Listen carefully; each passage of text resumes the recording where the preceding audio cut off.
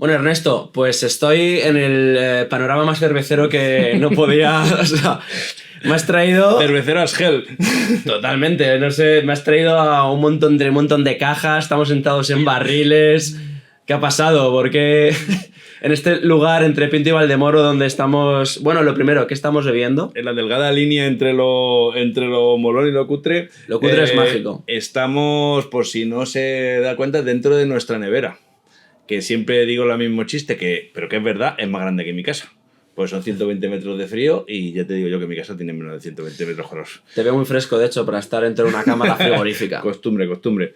Y esto que vamos a tomar, bueno, como María Carey ya dio la voz de alarma y la Navidad ya es aquí, vamos a probar Navidad en Lavapiés, que es una colaboración que hicimos con nuestros amigos de Santo Cristo, de Orense, que es una... Bueno, es una redefinición de un estilo clásico navideño belga, que le nombramos Navidad en Lavapiés porque la idea era y es hacer las 4 estaciones para el barrio y bueno, pues jugar un poco con eso porque Lavapiés es donde está nuestro bar Chinaski, que luego hablaremos de él.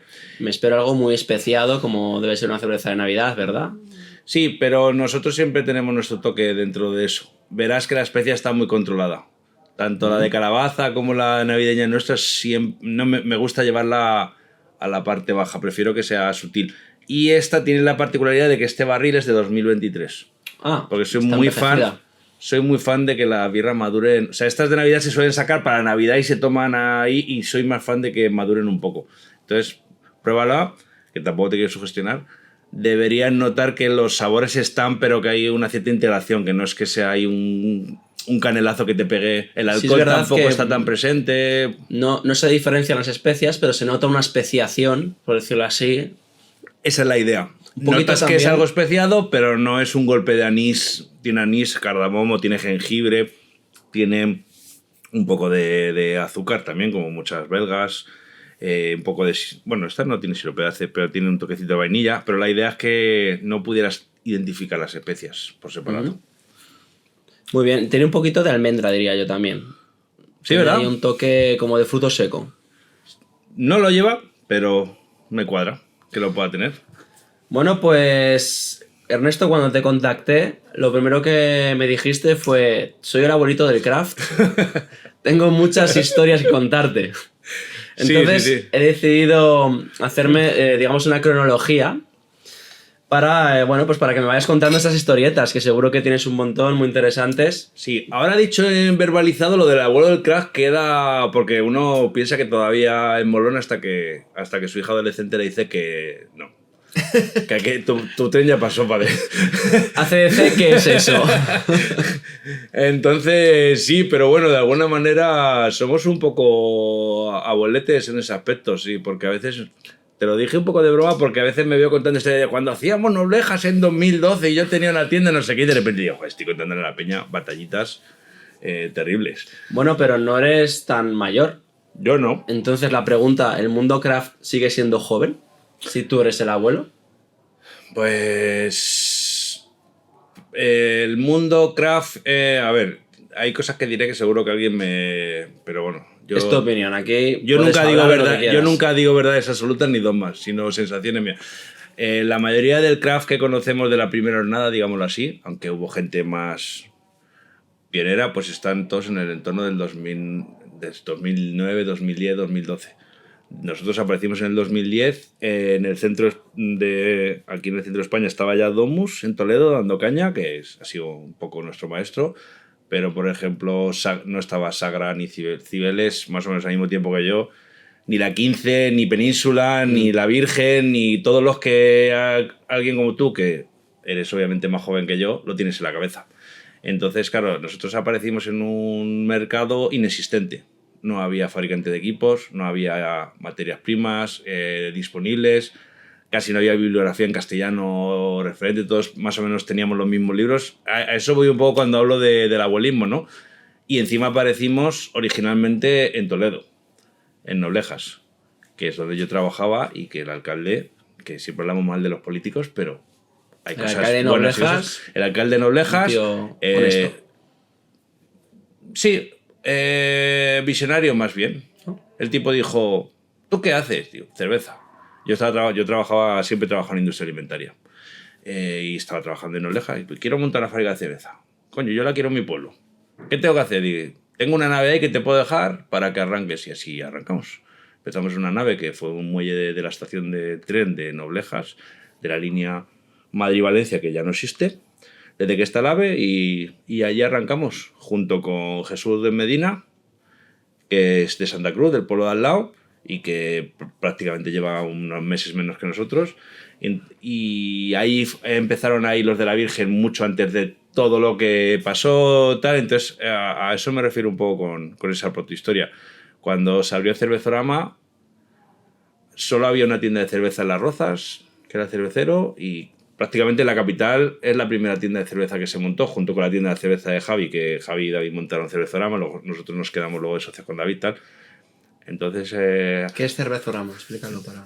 Pues Cervezorama fue la primera tienda especializada en cerveza friki que se montó en Madrid. Uh-huh. La montaron 2 socios. Al poquito de montarla, pues quisieron separarse. Nosotros compramos la parte de uno, que luego montó la tienda de la cerveza, y nos quedamos. Entonces, de alguna manera, participamos en lo que fue una de las primeras tiendas. Cuando digo friki me refiero a librería de viejo, me refiero a estanterías de birras de abajo arriba en un espacio de... Algo más que las belgas, ¿no? Y que lo alemán. Locura. 35, no tenía ni 40 metros cuadrados, estaba en Malasaña. Ahora hay una tienda, ahora creo que venden botones. Y tú entrabas y aquello era birras por todas partes, había gente de verdad que se agobiaba un poco. Y pues hay muchos de la gente que ahora son... tíos y tías súper top en el mundo de la birra, pues venían a tomársela allí. Allí hacíamos talleres de homebrew. Allí vinieron los chavales de la 15 a hacer un taller con nosotros. Vino la gente de Malandar. Y entonces, pues mucha gente que luego se ha ido desarrollando y ha ido creciendo, pues nos juntábamos allí. Es como cuando ves ahí la generación del 27, que se juntaban en un café, ¿sabes a lo que me refiero? Y de repente dices, hostia, todos los que luego fueron la grandísimos escritores... 2012, Cervezorama. Un poco de eso. Bueno, luego la tienda de cerveza también estuvo dando caños, luego muy poco después salió la Birratorio y demás, pero bueno, tenemos una sensación, Ani y yo, de un poco... para lo bueno y para lo malo, porque no es algo de lo que presumir ni de lo que avergonzarse, es de ser pioneros en algunas cosas. Cuando montamos el Festival de Cerveza de Noblejas, fuera de Cataluña no se hacían festivales de birra, no, prácticamente ninguno. Y allí en Cataluña teníamos a Mediona. ¿Te suena el Festival de Mediona? No. Bueno, pues el Festival de Mediona fue uno de los primeros festivales de cerveza con figuras internacionales, con cerveceras top, que es donde íbamos todos a empaparnos de lo que se movía y demás, ¿no? Entonces nosotros montamos Noblejas un poco con la idea de aquella. Y entonces empezamos a llevar a Noblejas, que es un pueblo de 2.000 habitantes en el centro de España. Traíamos cerveceras de fuera y demás, y las birras más frikis se tomaban. Venían autobuses desde Valencia y desde Asturias para ir al festival, tal. Entonces, empezó a ser la meca de la cerveza. Bueno, tenía su gracia. En el 2012 hicimos una primera edición en la que no vino casi nadie. Cuando hicimos la última en 2016, aquello petaba mucho. ¿Nos gustaría recuperarlo?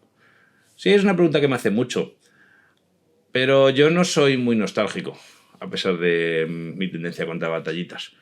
Es más bien por tener perspectiva. No soy muy nostálgico. Eso se hizo. Hubo 12, 13, 14, 15, 5 ediciones.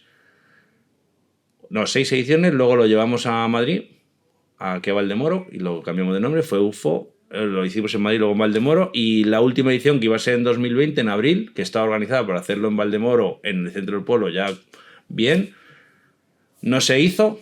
Pasó algo, ¿no? Pasó algo, por lo que sea no se hizo, y de alguna manera entendí que había sido una señal, que era como que, vale, pues ya está. Y no volvimos a eso. También organizar eventos es otro oficio diferente. Sí, complicado y con otro tipo de estreses. Al final los cerveceros hemos sido un poco muchas cosas. Y muchos de nosotros nos hemos despistado en 1000 cosas, fabrico tal cual, y la pandemia nos obligó a reenfocar. Luego abrimos la destilería que está ahí enfrente con otro socio, empezamos a jugar con el whisky, viajaba mucho y tal, y de repente la pandemia tuvo muchas cosas malas, pero tuvo una cosa buena, y es que nos reenfocamos. Y una de las cosas que dejamos de hacer es eventos grandes que nos llevan meses de organizar, a los que nunca ganamos nada y básicamente molaban mucho, pero... Claro, realmente ya me has contado la primera pregunta, que fue, pues la primera cerveza fue en el 2010. Febrero. 15 años hacemos. ¿Qué día de febrero? Pues hemos tomado el 10 de febrero como... Ay, casi como mi cumpleaños, de verdad. Ojalá.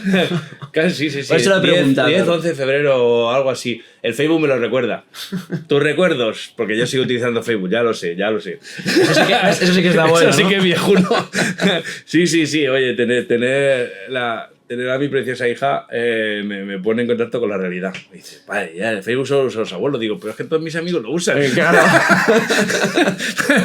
En el fondo mis mensajes llegan a mi público porque utilizamos la misma vía. A mí Si me me pasa hiciera TikTok no pasaría. A mí me pasa con Instagram. El del TikTok lo tengo entre abandonado y no entenderlo. Es imposible estar al día. ¿Por qué esto? ¿Por qué funciona? ¿Por qué no funciona? Yo no soy un retro, pero es imposible estar al día. Cuando crees que te has puesto al día, alguien ha inventado otra cosa y estamos en esa... Cuando crees que te has puesto al día, llega el lúpulo neozelandés y... Oh, Dios mío. Sí, o Brujos. Brujos es una cervecera ahora que ha sacado un tipo de IPA diferente a todas las otras y de repente ya vamos otra vez detrás de Estados Unidos. Por eso vendo cervezas de Estados Unidos tan caras. Claro. Siempre van un paso por delante. Si quieres estar al día, tienes que gastarte 15 euros en una lata. Dicen que Estados Unidos inventa, China copia y Europa legisla. Entonces sí, aquí... Exactamente. Debo centrarme en geopolítica. Yo oigo muchos podcasts. ¿Eh? No, digo que ahora estoy muy picado con los podcasts de geopolítica y digo que te veo versado. ¿Por qué? Por lo de la China legisla Europa... Ah, pero es una frase hecha de... Sí. No, pero es verdad que se habla mucho de eso, del equilibrio de poderes entre Estados Unidos, Europa y China, de cómo... Sí, es que está en el alcohol, realmente. Las bebidas alcohólicas... en España lo tenemos como muy abierto realmente porque se considera cerveza alimento y los alimentos tienen otra legislación, pero por ejemplo te vas a Suecia, y las cervezas tienen menos de 3,5 grados o tienes que comprarlas en sitios especializados. Lo que le contaba a este chaval, no sé si lo has oído, que él flipó en Estonia de cuánta cerveza había. Y digo, claro, son finlandeses. Los finlandeses con pasta fabrican en Estonia, que es más barato y no hay... Y no hay legislación. No hay una legislación tan restrictiva. Claro. Todo lo que está de 3,5 grados para arriba tiene cierre, por decirlo así. Claro, sí. De hecho, nosotros estuvimos vendiendo en Suecia un tiempo. Fue una cosa chula que hicimos. Pero es muy difícil. Es un mercado muy complicado porque tienes que entrar en el monopolio y tienes que tener distribuidores que tengan vía. Hay solo un tipo... Hay diferentes tipos de vía gente de otro lado. Es un mercado muy curioso, muy difícil de entender, muy curioso y muy bueno si te haces con él. En el 2013... Cuando ya habéis fabricado alguna cerveza de método nómada, pasasteis a hacer distribuidores. Sí. Me gustaría saber qué es lo más difícil que tiene el camino de un distribuidor. Es decir, en un mundo que en el 2013 todavía no se sabía nada de esto. Puedo decirlo así, ya empezaba la segunda generación de cervezas y decidimos que el 2012 es el fin de la primera generación. El 2013 aún no se sabía nada. ¿La gente era reticente? ¿Cómo era el sector en ese momento y qué era lo más difícil de vender? ¿O cómo se lo vendías a los estoleros, por ejemplo? ¿O cómo lo colocabas? ¿Cómo podías colocar este producto? A ver, ¿cómo lo resumo fácilmente? La pregunta primigenia de por qué decidimos convertirnos en distribuidores tiene dos respuestas. Una, nosotros éramos nómadas. De hecho... No sé si fuimos los primeros nómadas que trabajaron en España, pero nosotros Yaka por ahí le andaba. Y claro, nosotros no teníamos toda la carga de trabajo que supone estar en fábrica al diario. Entonces digamos que teníamos más facilidad para movernos y nosotros nos dábamos cuenta que los cerveceros que estaban en su fábrica no tenían capacidad de salir a vender. Claro, tú fíjate la situación en la que muchos cerveceros eran... una pareja, dos colegas, o sea, era un grupo muy pequeño de gente y estaban en fábrica y no podían ir a vender. Entonces empecé a vender cervezas de otros. Empecé a vender cerveza de Domus, porque me decía, oye, si vas a ir a un bar y vas a llevar una caja de la tuya, llevas una tuya y una mía, la gasolina te cuesta la mitad y tienes más variedad que ofrecer. Y así empezó. Esa es la protohistoria del sistema de distribución. ¿Y la hostelería quería variedad? No. ¿Era variedad lo que se buscaba o qué era? No, al final tuvimos que crear, y cuando digo tuvimos no me refiero a nosotros, sino a los que estábamos, tuvimos que crear una red que se fue creando dentro del nicho. Seguimos en la generación del 27. De hecho, esto de Suecia viene al hilo de que nosotros gran parte de nuestra producción la exportamos al principio. O sea, nosotros lo hicimos al revés de lo que es lógico. Resulta que nuestra cerveza en Suecia se vendía muy bien porque era un producto que para ellos resultaba económico y les gustaba lo que hacíamos, y en Suecia de aquellas no había muchas productoras propias porque muchos países también han llevado diferentes velocidades. Y aquí tú ibas a un bar a venderle algo y no te lo compraba. ¿Qué excusa ponían? ¿Cuál era la... Bueno, excusa, la explicación? Sí, no, yo lo entiendo. Ahora estoy en el otro lado, ahora gestiono un bar y bueno, pues también dices que no a gente y yo les entendía. O sea, de hecho en Valdemoro no hay ningún bar de Valdemoro que haya servido mi birra de normal. Incluso alguno que era colega me decía, porque en Valdemoro la mayoría, o sea, en España la hostelería tradicional ha despachado. Tú vas y dices, quiero un cortado, un brandy y un no sé qué, y te lo ponen. No tenían costumbre de vender un producto. O sea, yo te podía contar, no, es que las grandes nos bloqueaban, pero no. El bloqueo real venía en el concepto. ¿Para qué un hostelero se iba a molestar en vender una birra que no... También vamos a ser sinceros, las primeras birras que se hacían pues no eran todas buenas, ni las mías ni las de nadie. Una birra también era... Una birra rara, más cara, que encima tal, ¿para qué voy a hacer el esfuerzo de venderla? Y yo lo entendí. Entonces lo que empezó a ocurrir es que poco a poco empezamos a contactar a otro tipo de bares que no eran tanto especializados en cerveza, aunque luego algunos lo acabaron siendo. Por ejemplo, ¿has conocido Stwick? No. Bueno, pues Stwick fue una que cerró hace como un año. Pues era un bar de Malasaña, se llama Gaspar, que tenía pues como Gaspar, era como que tenía sus cositas diferentes. Entonces a él le convencimos de que la birra le daba una diferenciación, porque él buscaba esa diferenciación. Uh-huh. El bar de debajo de mi casa, y lo digo sin ningún desprecio en absoluto, no busca diferenciación, busca tener lo de siempre. ¿Sabes? El menú que esperas, el café que esperas, los precios que esperas. Claro. En realidad el público busca lo que sabe que quiere. Pues este tipo Gaspar, pues el chaval pues empezó a meter una birra, luego otra, nos pidió un grifo que tenemos portátil, empezó a pinchar un bar y luego al final acabó abriendo un bar de 14 grifos en la Corredera Baja de San Pablo, que ha sido uno de los mejores de Madrid.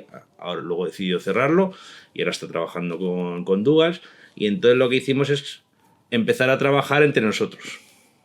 No sé si he contestado la pregunta.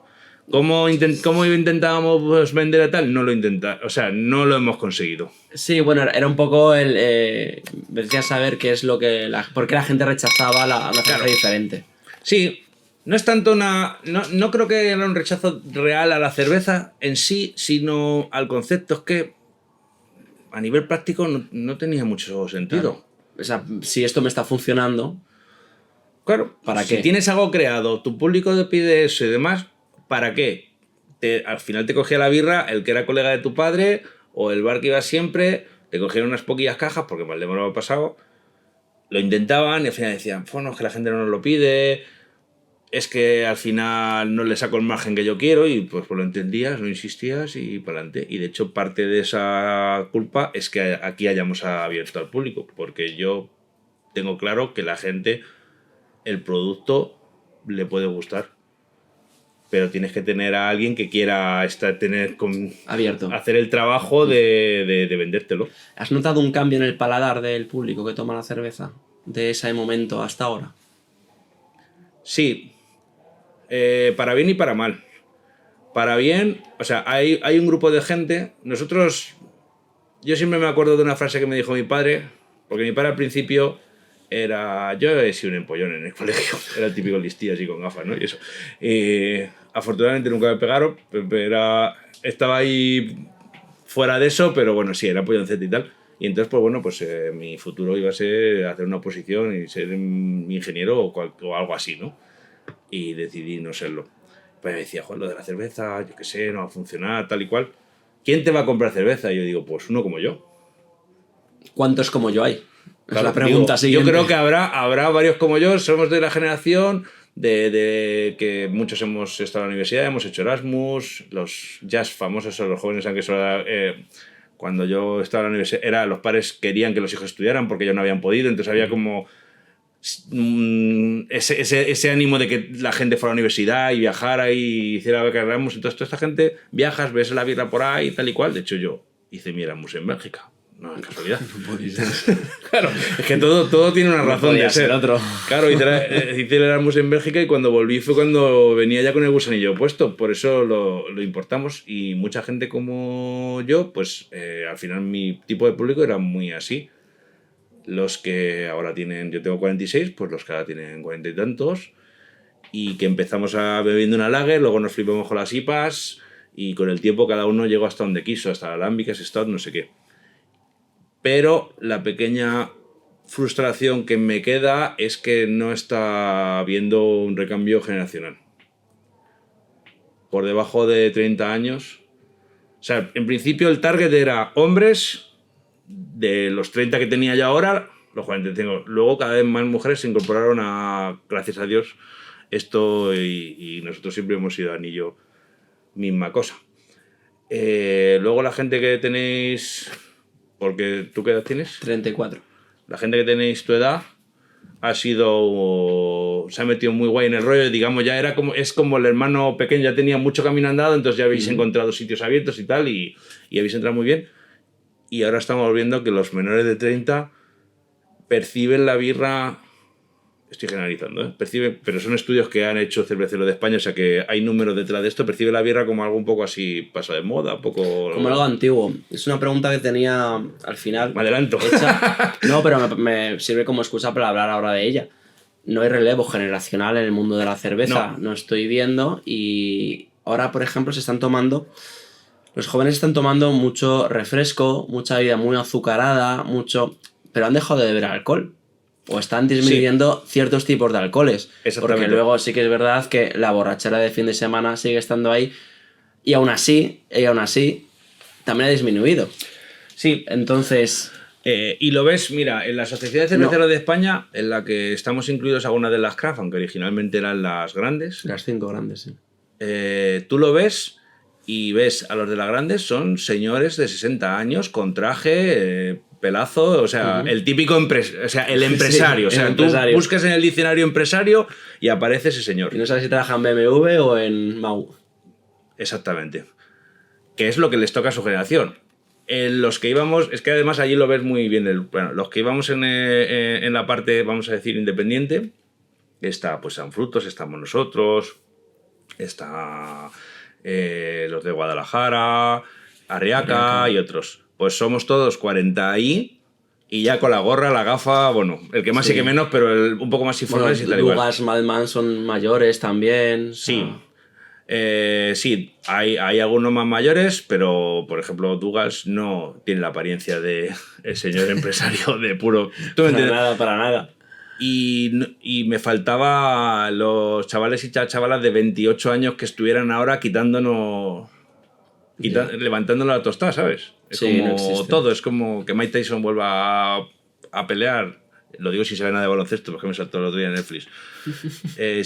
Por mucho que ese es el número uno, siempre tiene que haber otro que venga y te dé cera, ¿no? Y cuando empezamos a plantearnos por qué pasaba eso, pues se empezaron a hacer estudios y vieron que era un tema perceptivo. La birra, el alcohol en general y la birra en particular.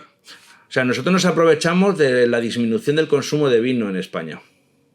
O sea, mi abuelo tomaba vino y tomar cerveza era una cosa más secundaria y nosotros ya pasamos a que mucha gente de mi edad no suele tomar vino habitualmente porque tiene mucho alcohol y tal carajo, aunque a mí me gusta, pero es verdad que para alternar pues la cerveza era más cómoda y entonces el aumento de venta de cerveza no se debió a un aumento de mercado, sino le estábamos quitando la tostada al vino. ¿Y no te parece que entre el aumento de venta de cerveza, el aumento de cerveza no ha sido tal? O sea, ha sido como menor. Si lo ponemos entre la disminución del vino y los jóvenes ya no beben cerveza. Exactamente. Esos años de oro, por decirlo así, no han sido años de oro. Ese es el problema. Nosotros aparecemos en 2010, ¿no? Y muchos otros. Del 2010 al 14 o el 15 es cuando se está creando todo. Cuando empiezan a aparecer fabricantes de equipo, distribuidores de materias primas. Entonces, 2015, a partir de 2015, donde yo más o menos veo un poco la explosión. De repente, cada semana se abría una fábrica, cada semana aparecía un bar nuevo, Sí.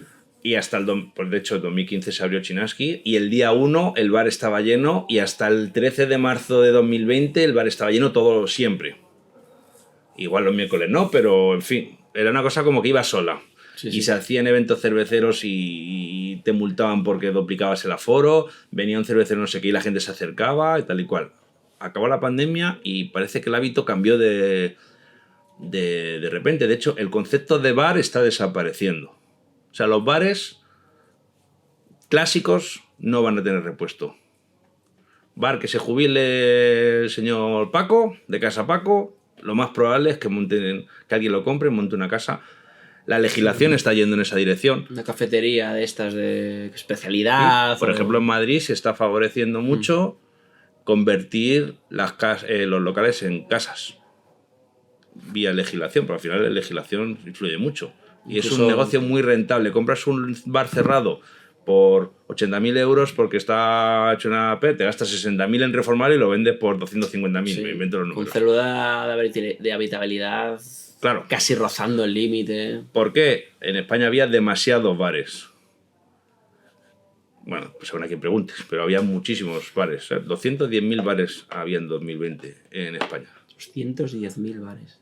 O sea, había más bares, siempre decían que había más bares en Alcobendas que en Noruega. Creo que la mayor densidad la tiene un bar la tiene una calle de León. Sí, el famoso barrio húmedo. Entonces, resulta que el consumo de alcohol a nivel global, sobre todo en Europa, está disminuyendo por la percepción de la gente, por las legislaciones cada vez más restrictivas.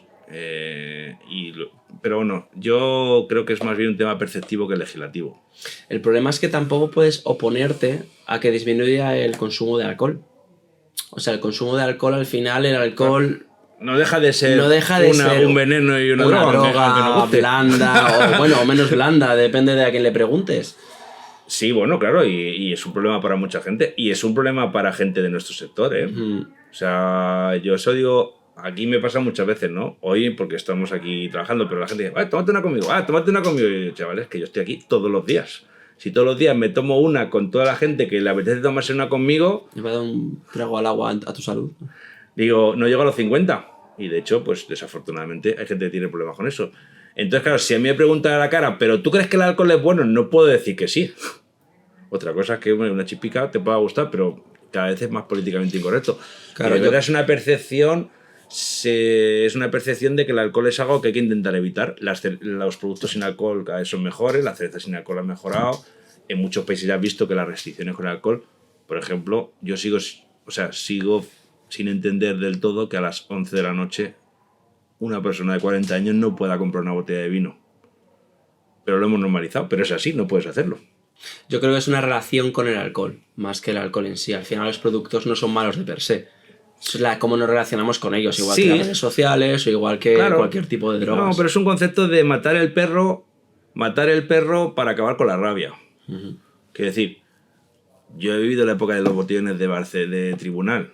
Defiendo ese modelo en el que te levantabas y olía todo horrible y estaba lleno... Obviamente no, ahora también los he disfrutado, ¿para qué vamos a engañarnos? De repente un día Rajoy dijo, ya no hay botellones y de repente beber por la calle es ilegal. Es delito. Es un delito. Y dices tú, joder, hemos pasado de montar aquí mega fiesta chavaleras. Claro, mucha gente dirá, pues mira, así se acabó el problema. Pero bueno, pues los que nos dedicamos a vender alcohol, pues es verdad que te viene mal. Y de hecho ahora los cerveceros grandes tienen una línea muy fina en la que andar, porque tienen que favorecer la venta de alcohol, que es su negocio, pero siempre con el mensaje de consumo responsablemente. Claro, dame las modas de la sin alcohol que están con los deportistas, este tipo de campañas publicitarias. Claro que al para final, hacer lavados de imagen de lo que es la cerveza. Al final es un greenwashing, como llaman. Es como ser ecológico, ¿sabes? Pues el otro día en la presentación del tapapiés, que lo patrocinaba Águila, mientras hablaban los políticos solo se servía cerveza sin alcohol y no se empezó a hacer... O sea, pequeños detalles. Lo que pasa es que los has normalizado hasta que paras y piensas y dices, vale, ahora mismo hay una campaña real contra el consumo de alcohol, que no me puede parecer mal. Lógicamente, claro. O sea, objetivamente no me puede parecer mal. No se puede parecer mal que la gente no se intoxique. Claro, exactamente. Entonces, ¿a dónde se va? La pregunta es siguiente, ¿a dónde avanza esto? Pues, desafortunadamente, y yo no soy una persona pesimista, pero la cosa pinta regular. Porque el mercado ha decrecido mucho y no parece que haya los mimbres suficientes como para que recrezca. O sea, ha habido, ¿cómo decirlo?, esa pequeña criba de, bueno, pues muchos proyectos que se montaron pues sin mucha pasta o demás, o no estaban bien gestionados, pues sabían que no aguantaron la tensión de... Nosotros, de hecho, pues sufrimos mucho.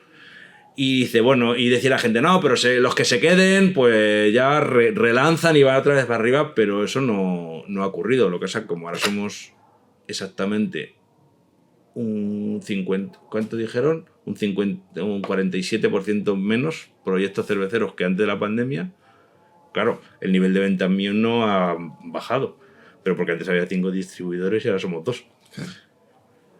Ha sido una conversación maravillosa en la que la cámara se ha apagado. Así que nada, vamos a tener falta de personal. Unos 20 minutos maravillosos de imagen fija.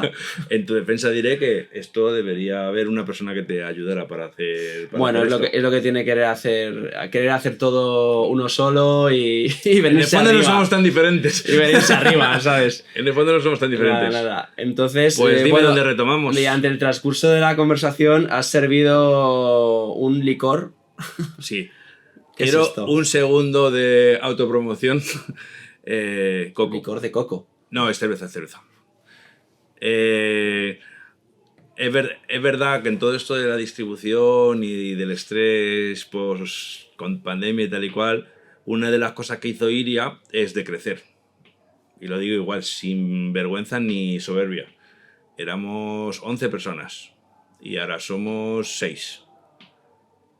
Sí, en total, y algunos con menos horas y tal y cual, porque lo pidió cuerpo, tuvimos que dejar de trabajar algunas cosas, y una de las cosas que hemos dejado un poco de hacer es fabricar. Entonces, igual que me has preguntado tú, mucha gente me lo dice, no, pero iría cerrado y tal, ¿no? No, sigo haciendo birras, pero ahora que la distribuidora me he tenido que enfocar, porque una de las cosas que he tenido que aprender como pequeño empresario es mindfulness, enfocar. Priorizar, no procrastinar. Una serie de cosas que suenan a libro de autoayuda, pero no lo son. Son cosas que hay que hacer si quieres sobrevivir. Y entonces, ¿ahora qué hago? Para darme un capricho, porque yo sigo siendo cervecero por dentro, ¿sabes? Lo de distribuidor, pues bueno, es algo que sabemos hacer y que nos pagan las facturas, a veces. Hago birras que me gusta hacer y no me obligo a hacer... A ver, una cervecera tiene que tener cervezas de gran tirada, cervezas que se vendan bien, yo no. Entonces puedo hacer cosas como esto. Esto es Dada. Dada. Sí, como el dadaísmo. Exacto. Tenemos una... Puedes poner una imagen fija, luego te paso la etiqueta. Haces un vídeo Dada. Tenemos una serie de stouts que he dedicado al arte, porque me gusta mucho. He visto la Bauhaus también ahí. Hicimos Bauhaus y funcionó súper bien, gustó muchísimo. Y entonces esto es Bauhaus con un toque de coco. Hemos hecho una pequeña versión de la misma receta. Tiene un poco de coco, tiene un poco de vainilla, tiene unas virutas de barrica de roble con azúcar moscovado y el resto de la receta es similar a Bauhaus. Y otra cosa que antes no podía hacer y que muchas cerveceras desafortunadamente no pueden hacer, que es esto va a quedarse parado un tiempito para que madure antes de ponerse a la venta, que es una cosa que antes no podía hacer porque el dinero no podía estar tan parado. Así que esta estado saldrá cuando tenga, no sé, un par de meses o 6. Y 14,2 grados, ¿eh? Y esto pues es cómo vuelvo a casa. Es lo más anticomercial. Y después de la charla sobre el malo estado, me estoy sintiendo fatal. Tranquilo, solo van a ver una cara fija, eso es. Te estoy dando alcohol. Pues vamos a probarla. Y la prueba en absoluta primicia. Antes que tú la hayas probado, 2 personas de mi confianza. Y esto es a lo que me dedico a hacer ahora. 500 botellas, se venderá poquito. Coco, vainilla y madera. Esto es prácticamente un whisky, Es pero muy sedosa. Es muy licorosa. Súper sedosa. Le queda redondear, que eso lo da el tiempo, porque eso decía mi abuelo, que también hablaba poco, pero cuando hablaba subía el pan. Que la juventud es una enfermedad que se cura con la edad, ¿no? Pues las cervezas de este calibre necesitan un puntico de limar aristas, pero bueno, ya se aprecia un poco por dónde va a ir. Es espectacular, ¿eh? La cerveza. Darte la enhorabuena. Das fe de que sigo haciendo cerveza. Sí, no, y muy bien además, darte la enhorabuena porque es una cerveza de... O sea, no sé en qué formato la vas a distribuir, pero 33... En 33 botellas, sí. O sea, para un día, la mitad un día y la siguiente mitad otro, que te aguante porque... Como comenté antes, afortunadamente el modelo de nuestro negocio tiene la peculiaridad además de que siempre hemos sido, Ani y yo, tanto monta contra tanto, y de hecho Iria, todo el mundo sabe, porque lo ponen decimos fruteras, que es nuestra hija, o sea que es un negocio 100% familiar, y me gusta ver cómo cada vez más vienen o bien parejas o grupos de chicos y chicas indistintamente que cogen estas cosas y las comparten. Entonces esto es una cerveza para compartir delante de una chimenea y luego ya lo que surja. Sí, que al final el alcohol no tiene todo malo. No es el alcohol, ¿no? Esto lo digo off the record, ¿sabes? Si tomas un poquitito de alcohol, has puesto una buena cena, tienes buena compañía y una chimenea, mal se te tiene que dar. Pero en fin, eso alguien me crucificará por haberlo dicho. En el 2020 abristeis también el Tap Room, abristeis esto al público también para, bueno, pues en forma de bar. Es un modelo de negocio que está adquiriendo muchísima gente, muchísimas cerveceras están abriendo sus propios Tap Rooms porque creo que se han dado cuenta de alguna forma que al final necesitan un bar para autodistribuir su propia cerveza. Tú como distribuidor, ¿ves que esto sea cierto? ¿Ves que es la mejor forma de sacarlo? ¿O crees que simplemente es otra forma más de sacarlo que te da más trabajo, pero... Pues no, mira, la respuesta me la sé porque he dedicado mucho tiempo a pensar en ello. ¿Sabes? Esto no ha surgido de un día para otro y va muy al hilo de lo que hemos hablado antes, ¿vale? Estamos yendo a vender tu birrilla al bar de la esquina de tu pueblo, ¿no? Ahí estábamos en el 2010. ¿Ves? Eso no. Luego se crea la red de sitios más o menos especializados, tal, que lo van vendiendo y demás, pero bueno, pues al final es un mercado muy chiquitito y hay cierta competencia. Y llegamos a un punto en el que la cerveza ya no se percibe como algo tan atractivo y demás. Entonces aparece la palabra mágica, experiencia. Me río un poco de la palabra experiencia porque se ha denostado. ¿Sabes? Es como que todo es una experiencia ahora. Sí, te vas a vendimiar, te cobran por coger, por trabajar y demás, pero... Estás viviendo la experiencia rural. Permíteme un poco utilizarla. ¿Qué pasa en el Tap Room? Tú has visto mi Tap Room, es muy sencillo. Está en un polígono, excepto que se aparca la puerta, o sea, hay que venir a propósito, no es tan atractivo a priori como otros sitios. Muchas cerveceras se han dado cuenta, y yo he sido firme defensor de la creación de espacios de marca, como los Tap Room, porque llevas un punto más de vender cerveza. Vendes la experiencia, vendes el que el mismo cervecero te sirva la cerveza, el que sea tu boda y el tipo que ha hecho la cerveza te regala una botella, como he hecho con él, que se ha ido súper contento y va a tener un recuerdo bonito.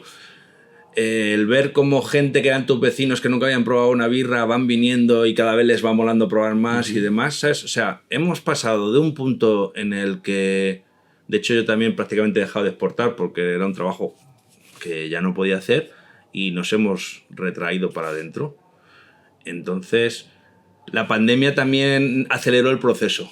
Porque aquí era un espacio bastante seguro y venía grupete de gente a tomar la birra porque la nevera ha estado siempre, desde que distribuimos.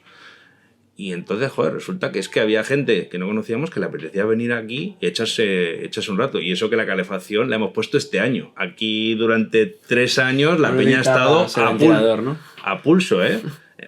Y la gente cada vez venía más. Y creo que muchos... De hecho, Chinaski, la primera idea de Chinaski era un poco eso, que fuera una especie de... No es tanto un sitio donde sacar cerveza que también, sino un escaparate. ¿Vale?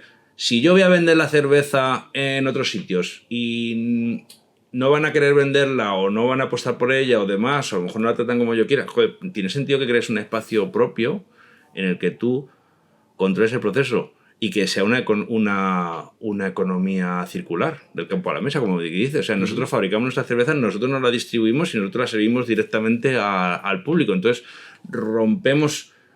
hacemos una pequeña ruptura de ese modelo neoliberal en el que todo va a grandes distribuidoras, no sé qué. Entonces, de alguna manera, es algo coherente con el modelo, con el modelo en el que pensamos la vida entera, ¿no? El modelo craft también funciona así. Claro, ¿no? entonces tiene mucho sentido. A mí me encanta ir a los taproom de los sitios, todos tienen su personalidad propia. Por ejemplo, aquí, aunque tenemos una chica, Lucía, que nos ayuda, lo llevamos, siempre estamos nosotros. No es un sitio donde tengamos contratado un personal que despache mejor o peor nuestra birra, ¿no? Nosotros la servimos y hacemos nuestros eventos y nos disfrazamos, hacemos el Halloween, tal y cual. Entonces creo que tiene mucho sentido y ahora para mí es el modelo de negocio, no digo para el futuro porque seguramente la cosa cambiará. Entonces la percepción de la venta de alcohol o no cambia, porque tú ya no estás vendiendo, ya esto no es un producto alcohólico en sí. No sé si me estoy liando. No, o sea, está perfecto. La gente viene y mi tipo de cliente ha variado. Hemos pasado de un mundo de nicho en el que venía gente muy conocedora, que además ya cuando ya la gente va criando sus 40 y tantos, 50, pues sale menos, tiene hijos, tiene otras cosas, a que venga mis vecinos, literalmente, que un día pasaron, les gustó el sitio, al chaval le dejamos una tiza para que pinte en la puerta. Tiene un sentido identitario también, ¿verdad? Con el municipio, con la gente coge mucho cariño a la marca y nosotros porque somos un poco atípicos, porque en vez de haber una fábrica aquí, que es lo habitual, hay un almacén / tienda, e incluso tengo algunos clientes que en vez de tomarse mis birras vienen siempre a lo que brilla, ¿no? Y a veces me enfado con ellos, porque yo, nada más que venís ahí a ver qué he traído de la última. Pero se genera una pequeña comunidad. Y encima, no sé dónde vives tú, pero esto es una ciudad dormitorio. Y entonces en Valdemoro no había nada porque nadie se quedaba y nadie se quedaba porque no había nada, y hemos sido un pueblo siempre dependiente de ir a Madrid a todo. Sí. A todo, cuando digo a todo es a todo. Sí, de hecho el Chinaski al final también es una forma de salir y de ir a Madrid, porque es que si la gente no viene, la Mahoma... Claro, el Chinaski tendrá que ir a Mahoma. Yo tenía claro desde el principio que teníamos que tener un sitio escaparate de la distribuidora. Aunque Chinaski, cuando estaba con otro socio, no era solo de la distribuidora, por eso nunca se llamó Iria o algo así, pero de alguna manera no dejaba de ser eso, una casa, ¿no? Y lo puse en Madrid. Yo busqué Lavapiés, que en aquella época todavía no había explotado como barrio gentrificado de moda. Bueno, eso es otro melón que no quiero abrir. La gentrificación es muy controvertida, pero a nosotros nos vino bien para nuestro negocio, porque de repente teníamos un local en un barrio chulo, que todo molaba mucho y tal y mucho cual. Mucho extranjero, mucho turista. Es que es el tipo de público... Yo siempre he querido cambiar del público, pero la realidad es que los que nos llenaban el bar eran gente que venía a Madrid de turismo, les gustaba la birra, buscaban, Lavapiés molaba, el Chinaski tenía buenas referencias y venían. Y hasta 2020 no nos atrevimos, entre comillas, por emperramiento mío, en abrir este espacio. También fue el mejor año para abrir, 2020. Un restaurante, local, bar. Sí, cuando dije que el concepto de bar se está acabando, lo que me refiero es que los expertos están vaticinando que la gente está cambiando de un modelo de bar a un modelo hostelero, en el que siempre tiene que haber una cocina más o menos elaborada. La gente ya reserva los sitios antes de ir. En vez de... no entras sin reserva ya. Eso es verdad. Tú y tienes yo... un mínimo también de cocina, tienes un mínimo de gusto, un mínimo de cultura culinaria. Exactamente. Mira, yo la primera vez que fui a Noruega flipé porque la gente llevaba bocadillos en mochilas. Porque si a un noruego le entran ganas de comer, porque esté de excursión, no va a un bar porque son carísimos y no puedes ir y decir, ¿qué tiene? Hazme un bocadillo, ¿qué tiene? Tengo salami. ¿Sabes? O sea, ponme un poco de... Ya, vienen de casa ya preparados. Claro. Pero sin embargo en España, como había un bar cada 100 metros, en todos los bares podías comer más o menos bien y siempre tenían algo que ofrecerte, pues si te daba el hambre ibas ahí, si no era un pincho de tortilla era, ¿no? Esa mentalidad la hemos tenido. Eso está cambiando, ¿no? Para bien o para mal nos estamos europeizando en los modelos de negocio, ¿no? Y entonces, claro, del bar se está yendo a la restauración y la gente siempre pide una de más. O sea, a mí sí que me da entristece porque creo que la identidad de los países, de los sitios, de las comunidades tiene mucho que ver también con sus formas de comer, sus hábitos. Y al final el hecho de que se esté todo democratizando hasta tal forma de que seamos todos lo mismo es un poco doloroso. Sí. Nos ha servido positivamente para tener una cultura cervecera que era más de Centro Europa y aquí no se tenía, pero negativamente porque estamos viendo desaparecer un modelo que a mí personalmente me gustaba y me parecía muy identitario. O sea, los bares Pepe de Madrid. 100%, y de hecho yo cuando he trabajado porque gente que hemos distribuido han venido aquí, era curioso ver cómo se enfrentaba un lituano al Chule, que es uno de los bares que hay aquí donde la gente grita. Hay un tío llevando una barra con bares petados. Servilletas al suelo, los palillos. Sí, eso se ve viendo menos, pero por ejemplo me llamó mucha atención, no voy a decir quién, pero una persona extranjera que vino, cuando nos pusieron en este bar, tú pedías las cervezas y elegías una de las tapas que tenían ofertadas, y entonces tanta gente, pues tanta cantidad de tapas, entonces nos puso con un plato de paella para 8 y el tío compartir el plato con otras 7 personas le pareció una aberración. Claro. No lo hizo, de hecho. Claro, eso te das cuenta cuando... Por eso me gusta mucho viajar, porque te das cuenta cuando dices, claro, es que esto yo lo veo tan normal y este hombre está flipando.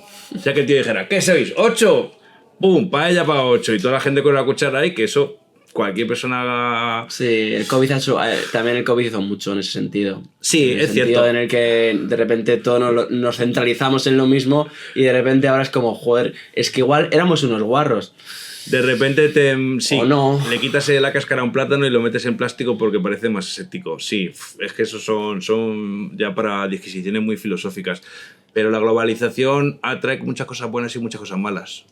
Tú puedes tomar una cerveza alemana buena que yo importo por 3 euros, que antes no podías, pero a la vez se pierde la identidad porque a través de Europa que todos queremos que sean iguales y algunas cosas que se han hecho en España pues no se ven bien fuera, entonces van a acabar desapareciendo. Hay una costumbre en Noruega muy curiosa que llama mucho la atención, que es que las mamis que van con niños bebés, que entran a bares, dejan al carro del niño en la calle a menos 10 grados, mientras las madres se toman tal. Primero porque no tienen miedo de que nadie les haga nada al niño. Eso me lo estuvo contando alguien el otro día que yo flipaba. ¿Quién fue? No, tienes que verlo para creerlo, ¿eh? ¿Quién fue?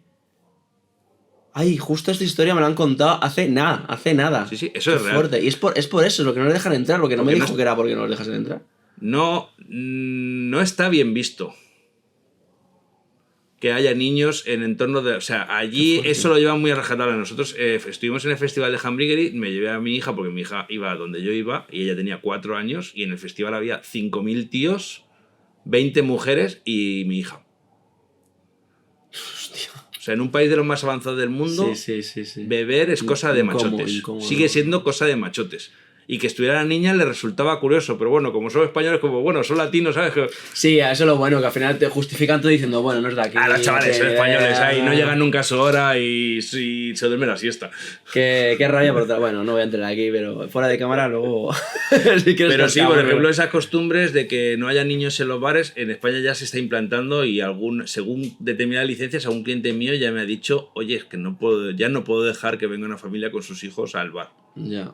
A no ser que haya algo para el niño específico. Bares que tengan una licencia o la cierre de la apertura. O sea, yo he vivido de toda la vida los bares que cerraban a las 6. Luego fueron las 3. Las 3, sí. Yo viví la de las 3. O sea, hubo un tiempo en el que empalmabas, estaba hasta las 6 y luego ya quien aguantara se iba a los after hours. Había como, podías estar en Madrid de fiesta 48 horas seguidas. Eso ya casi no existe. Tú dirás. Y Barcelona ya sí que es increíble. O sea, Barcelona sí que ya es Europa. Sí, en ese aspecto igual van un paso que no se quedan en el tintero. Vale, no, ya para acabar, la verdad es que hemos hablado de todo y se ha visto la mitad, pero para lo que hay que ver, me gustaría guapete, pero yo. Me gustaría que me dieras ahora una clase de beer sommelier, que eres beer sommelier, eres juez. Dime una cerveza imperdible, una cerveza que te haya causado o bien emocionalmente, igual al paladar, como tú quieras, pero la cerveza de tu vida. ¿Cuál ha sido la cerveza de tu vida? Bueno, primero dime la cerveza de tu vida y luego la cerveza que más te haya gustado, porque a veces no es lo mismo.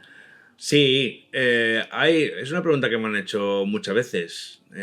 Podría tirar de tópicos que son reales y decir que, por ejemplo, una Orval para mí es como el epítome de la cerveza brutal, pero sí tengo recuerdo con alguna. Muy brevemente, recuerdo que la primera IPA que tomé fue una Brewdog Pungipa de las originales y la tiré por el fregadero porque aquello rascaba muchísimo y no me gustó nada. Me acuerdo de la primera Cigar City que tomé en Chopin, que es en un sitio de Alcobendas que solo tienen cerveza belga. Y me dice, estas son esas que te gustan a ti. Y era una cerveza americana que salía un pelotari y flipé bastante. Y sí que tengo algunas cervezas que... Pero vamos, mi cerveza a la que le tengo más cariño en el mundo es la Sail Smith, la Barley Wine. Sí. Porque cuando probé Ale Smith la primera vez, ese concepto americano de cervezas grandes, barricas y tal, se me giró la cabeza. Se desbloqueó. Y desde entonces, como somos muy de rituales, cada vez que hemos abierto Cervezorama y luego Chinaski y luego tal, hemos tomado Ale Smith Old New School. Ya hace mucho que no la tengo. Como rutina, como quien golpea la botella contra el barco. Entonces, bueno, si tengo que quedarme con una, esa, pero sí, me gusta la variedad de cervezas precisamente porque la tengo asociado a momentos, ¿no? Y a lugares. La memoria funciona con lugares, además. Entonces, Sí. Los sabores, normalmente no te pasa que cuando tomas una cerveza te imaginas el sitio donde te la estás tomando. Claro, por ejemplo, otra cerveza a la que le tengo un cariño brutal es Duvel. ¿Por qué? Porque cuando fui a Bélgica de Erasmus, como yo estudiaba industria alimentaria, nos llevaron a ver Duvel. Nunca había visto una fábrica de cerveza, encima con una medida que todavía es visible, no es como cuando vas a ver Mao, que es todo tan demasiado grande. Y yo qué sé, y la tengo un cariño brutal. Muy bien, pues hoy ha sido un placer. Gracias a ti por echar el ratico. Brindamos con la... Con la chavalada. Con la... Por Dada. Ya se me ha olvidado lo que... ¿Cómo se llama? Dada. Perdón, estaba ahí buscando corrientes artísticas. Nah, sí, era fácil. ¿Cómo era? ¿Era la cubismo? Etiqueta collage ahí en blanco y negro y para adelante. Brindamos con Dada con esta novedad y nada, te deseo mucha suerte en cualquiera de tu remix que tienes de negocio, que al final tienes hoy un poquito de cada sector cervecero y nada. Nada, gracias por venir y que sigas difundiendo. Eso nos viene muy bien. Salud.